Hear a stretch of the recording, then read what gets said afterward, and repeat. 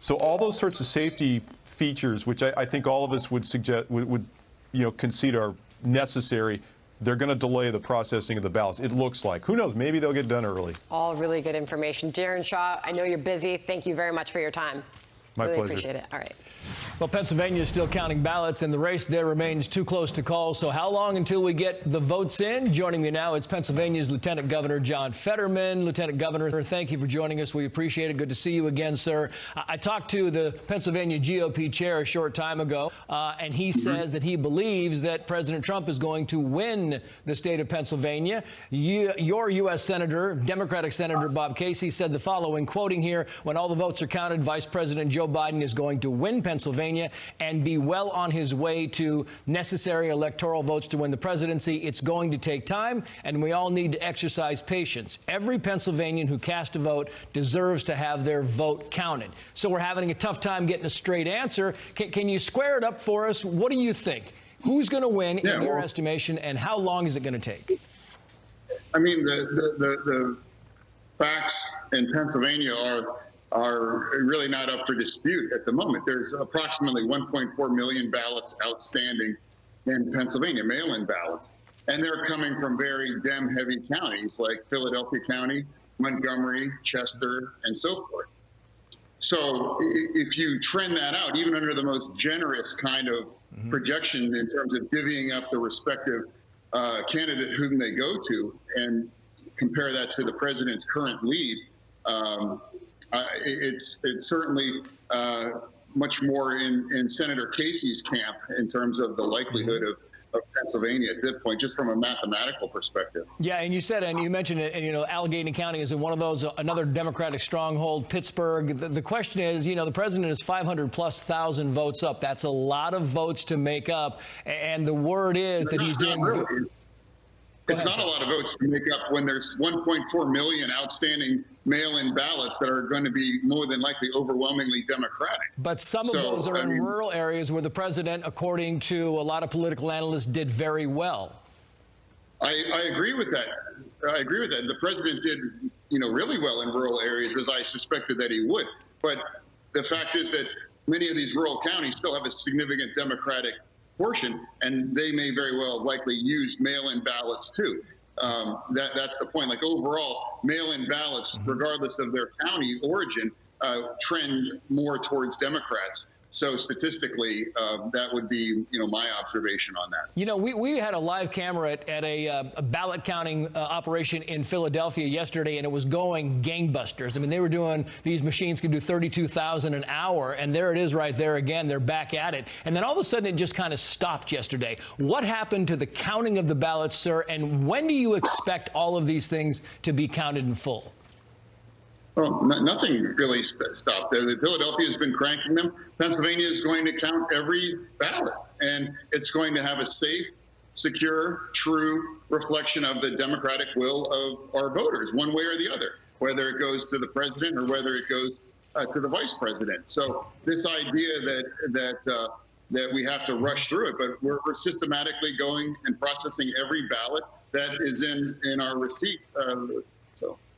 Yeah, the Philadelphia City Commissioner said this about the vote count. Listen, and I'll get your reaction on the other side. We've never had to count this large number of mail-in ballots and have an in-person election. So we thought that we had timed it right, but truthfully, we've never done it before this, in this large number. Just dealing with numbers, what do you say when people talk about these lawsuits, the litigation that could slow this down or stop this process altogether? My understanding is that any lawsuit would be involving those ballots that have yet to be received. Either they receive them today or tomorrow or Friday. But in terms of what's in every county's possession now, we're all securely received by election day. So they would absolutely, I don't think anyone would argue that those aren't going to count. So as those get processed through today, you're going to see a trend emerge. And whether or not that bears out with the way they broke the ones that have already been counted, across Pennsylvania. Our understanding is 8 o'clock last night was when some of these ballots, the quarantine on a lot of these ballots being put aside in case litigation goes against the Democrats in the state. Yeah, correct. Anything, after 8 o'clock tonight, last night onward would be sequestered. But again, we don't know how many we're going to get because obviously, Friday, today's a new day, Thursday and Friday. So given we know what we have right now, 1.4 million, and how those votes have broken for Democratic versus Republicans, that's kind of the current state of play here in Pennsylvania. Lieutenant Governor John Fetterman, thank you, sir, for your time. We appreciate it. Thank you. Bye-bye. All right. Well, you won't miss a thing as we track every twist and turn on the election. Special coverage begins next hour with Brett Baer and Martha McCallum. We hope you stay with us for that. I'll be watching. We're getting some word from the Trump campaign. There was a last-minute phone call with the campaign manager, Bill Stepien. He said just a moment ago, we're confident in our pathway. We are confident in our math.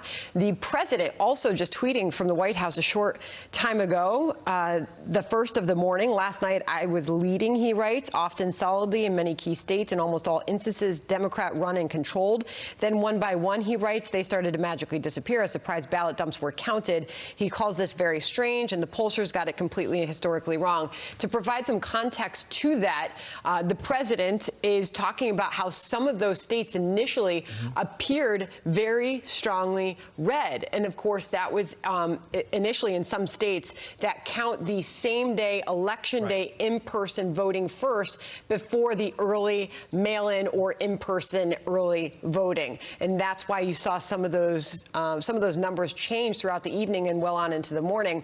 Interesting to hear from our own decision desk this morning, commenting on just that, saying that Trump may have won every state on election day across the country, with the exception of states like New York and Connecticut. And the same for Joe Biden. When it comes to the mail-in voting, he may have won every single state with the exception of the Dakotas. So that is the state of play in 2020, considering the massive early voter turnout that we did see. They talked about the red mirage, right? And then the blue shift, and then the blue mirage and the red shift, and that's exactly what we were seeing all night when you counted the absentees first, the mail-ins first, and the in-persons second. And it was not just the White House up for grabs, of course. We were watching for the fight for control on Capitol Hill. That is far from over as both sides duke it out for the House and the Senate. A breakdown of the biggest races later this hour. Plus, going from the campaign trail to the courts, both sides mobilizing attorneys as they brace for a legal battle. So will this all end up at the Supreme Court? We'll ask Jonathan Turley next. This is a very sad moment, and we will win this. And as far as I'm concerned, we already have. I try to put my arm around. He's finally asleep. Sometimes you need to take a moment for yourself. Instacart is here to help take grocery shopping off your plate. Choose which store to shop from, what items you need, and a shopper will safely deliver them contact-free in as fast as 2 hours. So while you recharge, your kitchen gets safely restocked. Go to instacart.com or download the app to get free delivery on your first order using the code ORDER I got things I want to do, but student loans were holding me back. Credible.com helped me save $600 a month with a great rate. Now I can go do what I want to do. Visit Credible.com to see how much you could save on your student loans. Steak medium rare. Oh, hell yeah. You can't see me! And it's boom drop time. We got a new champion! We got a new champion! You went to college? You're smart. So why are you getting ripped off on your student loans? At Credible.com, we've helped tens of thousands of people save money by refinancing their student loans. In 3 minutes, we'll get you actual rates from multiple lenders. We could save you hundreds of dollars a month by refinancing to a lower rate. Don't get ripped off on your student loans. Let's focus on your future, not your debt. Visit Credible.com and in 3 minutes, see how much you could save. Device. You can check it from home using your smartphone. I use Cardio Mobile every day, sometimes twice a day. Every morning I check, make sure I'm in good shape, and it makes me feel pretty good about my heart condition. It's a complete game changer. I mean, you might as well be in a doctor's office. There's a way that I can communicate with patients now in a way I never could before. They have their own EKG in their pocket. With KardioMobile, the FDA-cleared personal EKG device, you can take a medical-grade EKG in just 30 seconds from anywhere. KardioMobile is proven to detect atrial fibrillation, one of the leading causes of stroke, and it can also detect normal heart rhythm, bradycardia, and tachycardia. Having KardioMobile, it's a peace of mind for me. Because you can't see your cardiologist every day, but you can see your KardioMobile every day. It's never been more important to check your heart at home. KardioMobile is now available for just $89. Order at cardiomobile.com or Amazon. The presidency still undecided as votes continue to be counted. Karl Rove and Sarah Sanders have must-see reaction to the critical race on the next Hannity.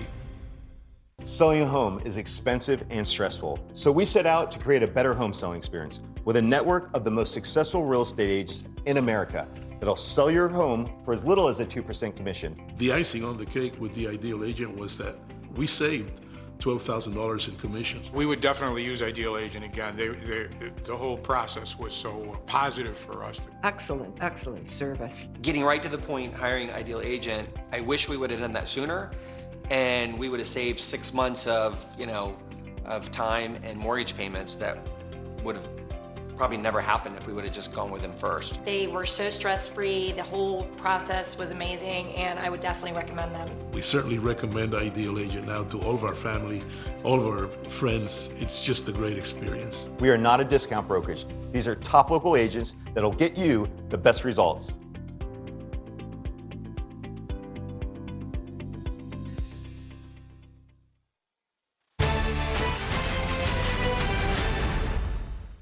This is a major fraud in our nation. We want the law to be used in a proper manner. So we'll be going to the U.S. Supreme Court. It is a very sad moment, and we will win this. And as far as I'm concerned, we already have. That was President Trump last night declaring victory in the early hours of the morning, saying he is ready to go all the way to the Supreme Court over those mail-in ballots. He gave his speech as the results for some of the key battleground states, Pennsylvania, Michigan, Wisconsin, remain up for grabs and still are. And with attorneys for both campaigns bracing for a potential post-election legal battle. What that might look like, Jonathan Turley's here, a law professor and Fox News contributor. We keep working through these scenarios on the touchscreen to figure out pathways to victory for both candidates, Jonathan. If this does come down to Pennsylvania, what does that battle look like? It doesn't look great. It's going to be very messy. We're really seeing a paradigm shift from the political to the legal, from counting votes to keeping votes. And so there are a number of states where valid challenges could be raised. It doesn't mean they'll be successful. Nevada is an example of that. There were very early concerns raised about balloting and how these ballots were being opened and stored.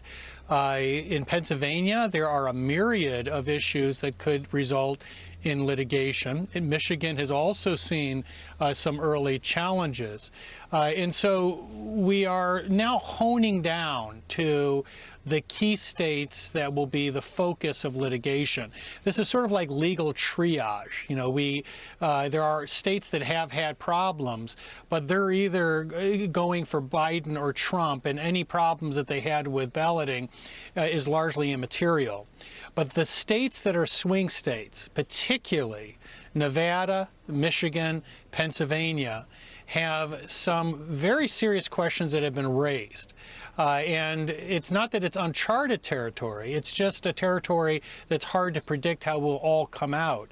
When the lieutenant governor in Pennsylvania said that he couldn't imagine a reason to challenge any ballots except those received after Election Day, I think he may be deluding himself. It's not simply the question of when the ballots were received, but how they were accepted and how they were recorded. When you have millions and millions of ballots, even in a normal election with conventional means, it is a target-rich environment. So be more specific to that point, because obviously as the rules are laid out before the American people, the people of Pennsylvania, if you were to look specifically at that state, if it's postmarked by Election Day, November 3rd, then there's 3 days for that vote to be counted. So where does it get sticky? Well, it gets sticky from the get-go.